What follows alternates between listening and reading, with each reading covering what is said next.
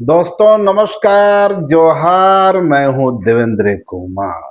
महिला आरक्षण यानी विमेन्स रिजर्वेशन पर भाजपा पूरी तरह आक्रामक है। जिस तरीके से संसद में महिला आरक्षण का बिल गिरा, हालांकि यदि कांग्रेस की बात करें और इंडिया गठबंधन की बात करें तो उनका दावा है, उनका तर्क है कि महिला आरक्षण बिल तो भाजपा लेकर ही नहीं आई थी, क्योंकि नारी शक्ति वंदना अधिनियम तो 2023 में ही पास हो गया। यानी जो संसद में जो बिल गिरा वह तो दरअसल डिलिमिटेशन और संविधान संशोधन का बिल था। यानी महिला आरक्षण से उस बिल का कोई सरोकार नहीं था, लेकिन एक नैरेटिव लेकर भाजपा चली और पूरे देश में उस मुद्दे पर संग्राम करती नजर आ रही है। उसका तर्क है कि चूंकि कांग्रेस और इंडिया गठबंधन के दूसरे सहयोगी हैं, महिलाओं को हिस्सेदारी देना नहीं चाहते हैं, उसकी भागीदारी देना नहीं चाहते हैं और इसीलिए इस बिल को गिरा दिया गया। खैर, इस बात को जाने दे, लेकिन महिला आरक्षण बिल पर जिस तरीके से भाजपा आक्रामक है, भाजपा कोहराम मचा रही है और कहीं ना कहीं उसके निशाने पर केरल और पश्चिम बंगाल का विधानसभा चुनाव भी है।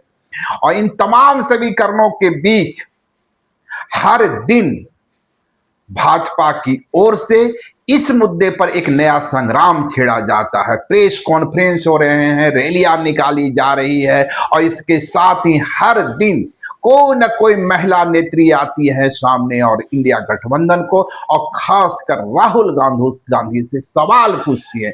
सवाल इस बात की पूछती है कि आखिर महिलाओं से राहुल गांधी की दिक्कत क्या है, महिलाओं से कांग्रेस की दिक्कत क्या है, कांग्रेस महिलाओं को भागीदार बनाना क्यों नहीं चाहती, सत्ता में हिस्सेदारी देना क्यों नहीं चाहती, क्यों कांग्रेस सोनिया प्रियंका गांधी से आगे बढ़कर गांव देहात की महिलाओं को रिजर्वेशन देना नहीं चाहती। इसी क्रम में आपने झारखंड में देखा होगा, भाजपा का जो प्रदेश अध्यक्ष हैं आदित्य साहू, उनकी ओर से भी, उनके नेतृत्व में भी राजधानी रांची में एक बड़ी रैली निकाली गई है। उस रैली में नीरा यादव सामने आती हैं, रघुवर दास की पतोह जो हैं पूर्णिमा दास साहू सामने आती हैं और कई महिला नेत्रियां मोर्चा संभालती हैं और हर किसी के निशाने पर राहुल गांधी होते हैं, कांग्रेस होते हैं। लेकिन एक बात जो अखर रही है और सुबह झारखंड की सियासत में अखर रही है, सीता सोरेन कहां है? वो सीता सोरेन जो 2024 के इलेक्शन के पहले जेएमएम का हिस्सा थे, वो सीता सोरेन जो 2024 के पहले पहले तक भाजपा पर निशाना साध रहे थे, वो सीता सोरेन जो बेहद ही गर्व के साथ कह रहे थे कि भाजपा के हिस्से झारखंड में कुछ आने वाला नहीं है। जब गीता कोड़ाल और चंपाई सोरेन ने पाला बदला था, भाजपा की सवारी करना पसंद किया था, तब भी सीता सोरेन कह रही थी यह तुच्छ राजनीति। लेकिन बाद में क्या हुआ? बाद में गीता कोड़ा, चंपाई सोरेन, लोबिन हेम्ब्रम के बाद सीता सोरेन ने भाजपा की सवारी कर ली। उस भाजपा की जिसके खिलाफ या जिसके मूल्यों के खिलाफ डीएम गुरु अंतिम दम तक संघर्ष करते रहे।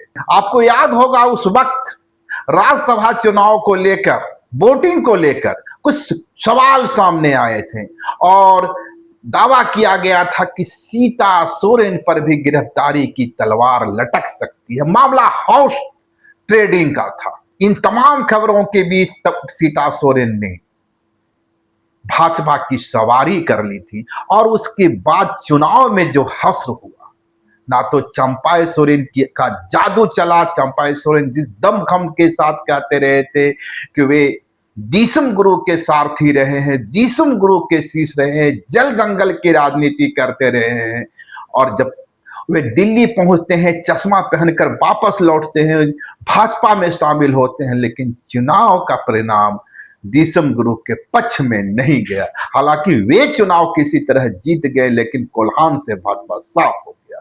गीता कोड़ा, जिस गीता कोड़ा को लेकर बड़े दावे किए गए थे, और मधु कोड़ा जिसे खुद पीएम मोदी ने कहा था मधु कोड़ा के हिस्से, तो सिर्फ बदनामी आई, सारा मधु कांग्रेस खा। उस मधु कोड़ा को भी भाजपा में ले जाया गया, गीता कोड़ा को ले जाया गया, लेकिन उस गीता कोड़ा से भी कोल्हान फतह नहीं हुआ। और सीता सोरेन के बारे में कहा गया कि संथाल से जेएमएम की जमीन खिसक जाएगी, यानी कोल्हान से भी गायब और संथाल से भी गायब हो जाएगी जेएमएम। लेकिन चुनाव परिणाम ने यह सिद्ध कर दिया कि कोल्हान की धरती हो या संथाल की धरती हो, आदिवासी यानी ट्राइबल डोमिनेटेड जो भी एरिया है, जो भी इलाके हैं, वहां एक ही चेहरा है, वह हेमंत का है। और उसकी बात देखिए, इन 5 वर्षों में सीता सोरेन भाजपा में बेहद सहज नजर नहीं आ रही है। आप याद कीजिए, पिछले बार कब सीता सोरेन किसी भाजपा के कार्यक्रम में शामिल हुए थे? आप याद कीजिए कि सीता सोरेन ने पिछली बार कब जेएमएम पर निशाना साधा था। आप इस बात को याद कीजिए कि सीता सोरेन कब भाजपा के किसी बड़े कार्यक्रम में या छोटे कार्यक्रम में अपनी हिस्सेदारी दर्ज की थी। सीता सोरेन खामोश हैं, और सीता सोरेन की यह जो खामोशी है कुछ बदलाव के संकेत दे रहे हैं। और यदि राज्यसभा का चुनाव या उसके पहले झारखंड की सियासत में आपको कुछ होता नजर आए, सीता सोरेन की खामोशी टूटती नजर आए, और सीता सोरेन की उस खामोशी के बाद सुबह झारखंड की सियासत में कोई भूचाल होता नजर आए, तो अचंभित मत होइएगा। इसलिए कि सीता सोरेन ने जब जेएमएम को छोड़ा था, तब सीएम हेमंत पर कई सवालात खड़े किए थे, रिश्ते को लेकर सवालात खड़े किए थे, अपने स्वर्गीय पति दुर्गा सोरेन की भूमिका को लेकर सवाल खड़े किए थे, अपनी बच्चियों को लेकर सवाल खड़े किए थे, और बेहद ही व्यक्तिगत तौर से सीएम हेमंत को निशाने पर। लेकिन इन तमाम कुर्बानियों के बावजूद, कुर्बानी ही कहा जा सकता है, सीता सोरेन ने अपने तरफ से भाजपा को सब कुछ देने की कोशिश की। उस दौर में जब हेमंत सोरेन की गिरफ्तारी के बाद पूरे झारखंड में आदिवासी समुदाय में एक आक्रोश था, उसे लग रहा था कि उसके शेरे दिल को हिरासत में लिया गया, राजभवन से हिरासत में लिया गया। उस वक्त सीता सोरेन जब यह बयान दे रही थी, सीएम हेमंत पर निशाना साध रही थी, तो भाजपा के लिए एक मरहम से कम नहीं था। लेकिन न तो सीता सोरेन के हिस्से प्रदेश अध्यक्ष की कुर्सी आई, न कोई बड़ा पद मिला, न पश्चिम बंगाल और आसाम जैसे रणभूमि में उनके चेहरे का उपयोग हुआ, और तो और सीता सोरेन किस हाशिए पर चली गई, इस रूप में भी समझ सकते हैं कि वो जामा की सीट जहां से सीता सोरेन 2019, 2014, 2009 में लगातार जीत कर दर्ज कर रही थी, वही जामा की सीट जहां से कभी शिबू सोरेन यानी दिसम गुरु शिबू सोरेन ने जीत दर्ज की थी, वही जामा की सीट जहां से कभी दुर्गा सोरेन ने जीत दर्ज की थी। यानी जामा की सीट सीता सोरेन के लिए बेहद सुरक्षित सीट थी। लेकिन भाजपा ने क्या किया? भाजपा ने उन्हें जामा से वापस लाकर जामताड़ा के मैदान में इरफान अंसारी के खिलाफ खड़ा कर दिया। और हश्र क्या हुआ?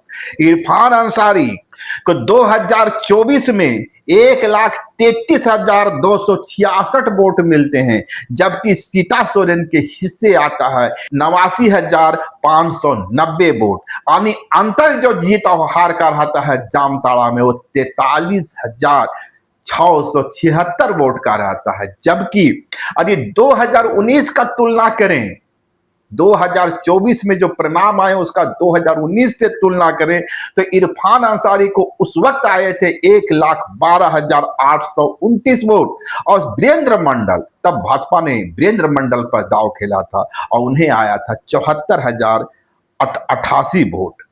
यानी सीता सोरेन ने वोट का इजाफा तो जरूर किया, लेकिन इरफान अंसारी और भी अधिक वोट से आगे हो गए। यानी जो जीता हार 2019 में 38,000 का था, वह 2024 में 43,000 का हो गया। यानी ये जो प्रयोग किया गया था इरफान अंसारी को घेरने का, उस जामताड़ा में घेरने का, जो जहां माइनॉरिटी की एक बड़ी आबादी है, सीता सोरेन को कहीं ना कहीं बलि का बकरा बना दिया गया।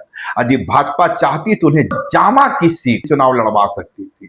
जामताड़ा में बहुत संभव था कि दुर्गा सोरेन के प्रति जो सहानुभूति रही है, दुर्गा सोरेन, शिबू सोरेन का वो इलाका रहा है, और कहीं ना कहीं सोरेन परिवार की बड़ी बहू होने के नाते सीता सोरेन के प्रति एक हमदर्दी रही है। आप इस बात को भी समझ सकते हैं कि सीता सोरेन भले ही सीएम हेमंत पर व्यक्तिगत रूप से निशाना साध रही थी, लेकिन हेमंत सोरेन ने एक शब्द भी नहीं बोला, कल्पना सोरेन ने भी एक शब्द नहीं बोला, और बगैर कुछ बोले सीता सोरेन जामताड़ा का चुनाव हार जाती है। मैं इसकी चर्चा इसलिए कर रहा हूं कि सीता सोरेन का भाजपा में भविष्य क्या है।